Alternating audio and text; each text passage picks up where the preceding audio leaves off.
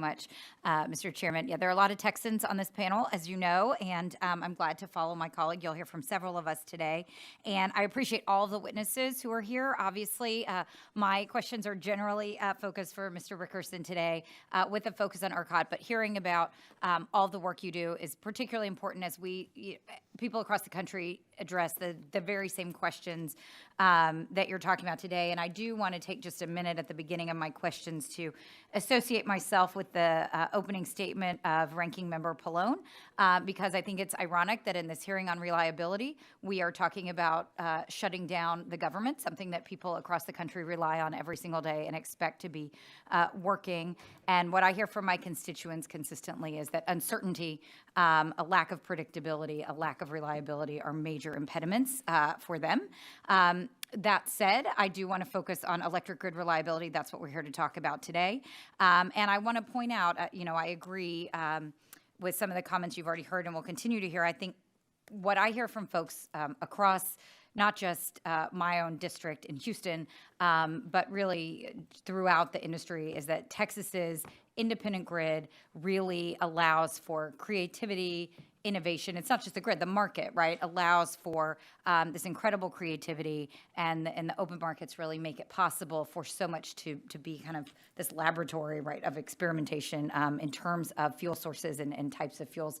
And so I do want to point out for some of my colleagues here who may not know, as we talk about the changes and the changing mix of energy sources on the grid, so much of the innovative, forward-thinking work that we did in Texas was brought about by our Republican governor, Governor Perry, and others 20 years ago, thinking about wind, thinking about transmission, making sure that we were moving those resources. So the development of wind in particular, and also of solar in Texas, and the new technologies that I think are coming. Certainly, I know a lot of people who are excited about the potential in Texas and elsewhere for geothermal and other technologies. Those things are finding a home in Texas, and I think it's really important. That said, we, as Mr. Burgess just talked about, are experiencing reliability issues. And so from the consumer side, from the concerns that we share, I have some very specific questions for you about the timeline, thinking about reliability.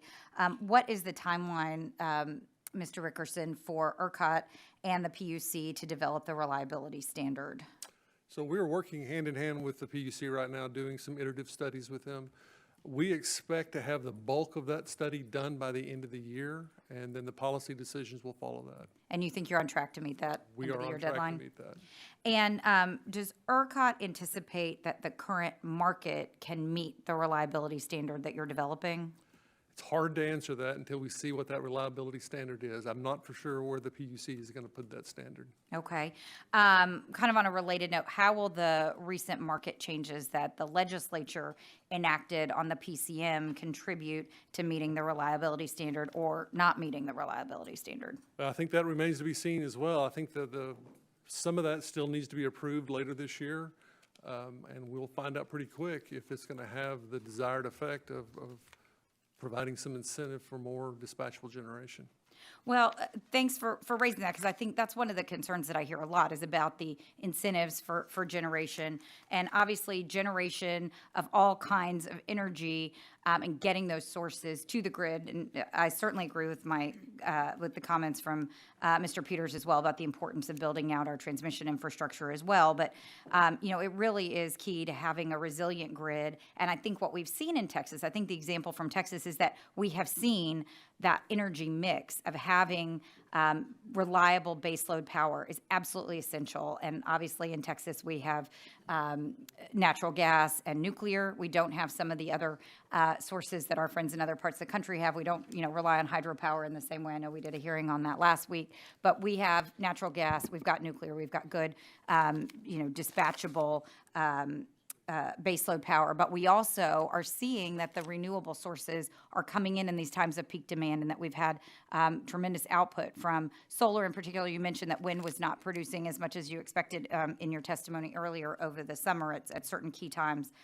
But there's a lot of concern right now that the market structure in Texas is going to lead to basically just higher prices for consumers and not employ and not incentivize the deployment of additional generation. So I did want to ask about this new service that ERCOT came up with, but I'm running out of time. So what I'm going to do is submit a couple questions for the record for you, because I couldn't get to everything. But I really appreciate having this hearing, Mr. Chairman. I think it's really important that we continue this conversation, and I thank you very much. Thank you all for your testimony.